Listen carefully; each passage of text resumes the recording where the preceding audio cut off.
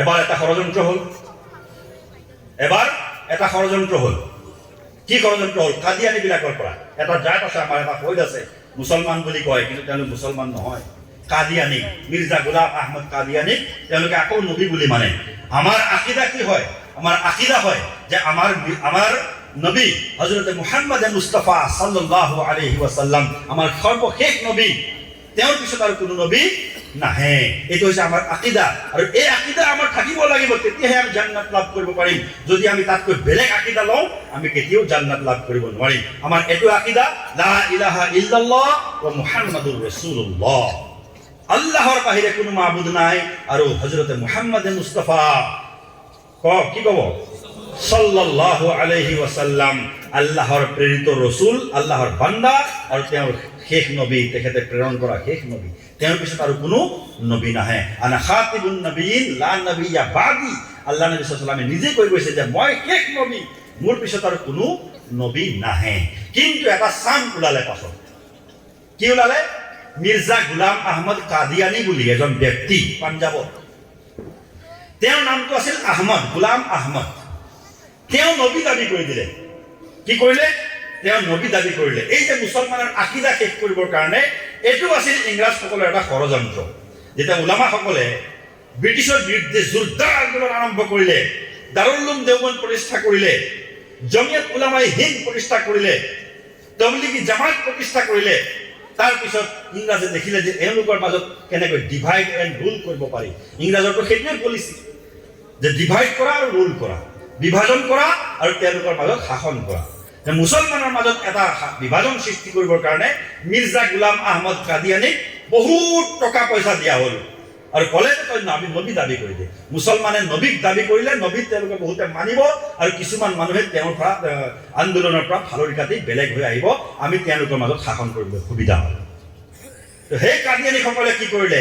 এখন কোৰাণ পাক নতুনকৈ ওলোৱাৰ চিন্তা চৰ্চা কৰিলে। তাত কি কৰিলে? বহুত কিছুমান ভুল তেওঁলোকে উলিয়ালে, চফা কৰিলে। আলহামদুলিল্লাহ, এই ভুলবিলাক কোনে ধৰিলে? য'ত এটা নক্কা হ'ব লাগিছিল তাত দুটা নক্কা দি দিলে, য'ত দুটা নক্কা হ'ব লাগিছিল তাত এটা নক্কা দি দিলে। কিন্তু আলহামদুলিল্লাহ, এই যে আমাৰ হাফিজসকলে এইখন কোৰাণ পাক যেতিয়া পালে, আজিও চলি আছে এই ষড়যন্ত্ৰ, এই কোৰাণ পাকখন পাই পেলাই তেওঁলোকে দেখিলে যে ইয়াততো এটা নক্কা হ'ব লাগিছিল, দুটা নক্কা হৈ আছে। এই ভুলটো কোনে ধৰিব পাৰিব কওক? আপোনালোকে সাধাৰণ ব্যক্তিসকলে পাৰিব? যিসকলে হাফিজ আছে তেওঁলোকে পাৰিব? কেতিয়াও নোৱাৰে। কোনে পাৰিব? যাৰ অন্তৰত কোৰাণ পাক মেহফুজ হৈ আছে, সংৰক্ষণ হৈ আছে, সেইসকল হাফিজে এই ভুলটো ধৰিব পাৰিব। ইয়াতকৈ ডাঙৰ ইছলামৰ খেদমত আৰু কিবা হ'ব পাৰে বুলি মই নাভাবো। সুবহানাল্লাহ। গতিকে মাদ্ৰাছা, হাফিজিয়া মাদ্ৰাছা কোনো সাধাৰণ বিষয় নহয় মহতৰম ভাই দোস্ত। আজি বহুতে কয় যে মাদ্ৰাছাত পঢ়িলে কি হ'ব? মোৰ ভাই মহতৰম দোস্ত বুজুৰ্গ, আপোনালোকক মই কওঁ যে আপুনি তকদিৰত যিমান টকা পইচা লিখি লৈ আহিছে, আল্লাহ লিখি দিছে, তাতকৈ আপুনি শিৰত মূৰ আচাৰিলেও তাতকৈ বেছি 1 টকাও নাপায়, তাতকৈ কম 1 টকাও কম নাপায়। যিখিনি লৈ আহিছে তকদিৰত সেইখিনি আপুনি পাব।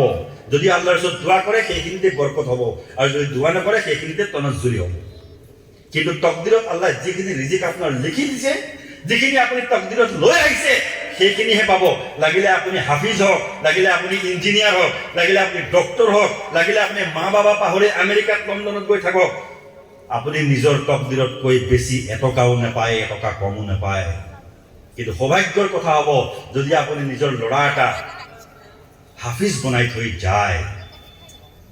আপুনি জান্নাতত গৈ কিয়ামতৰ দিনা হাফিজসকলৰ মা বাবাক কিয়ামতৰ দিনা নূৰৰ তাজ পিন্ধোৱাব, নূৰৰ তাজ।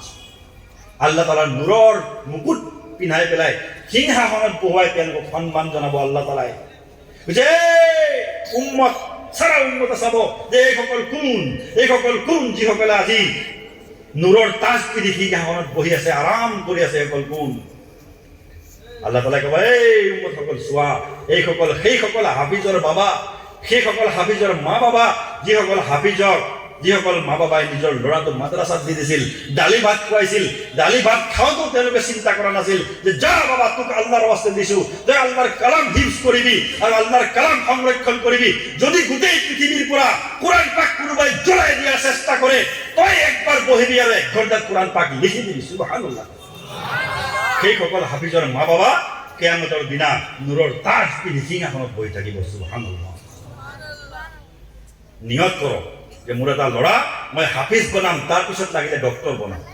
নিয়ত কৰক সকলোৱে যে মোৰ এটা ল'ৰা মই হাফিজ বনাম, তাৰপিছত তাক ইঞ্জিনিয়াৰ বনাম।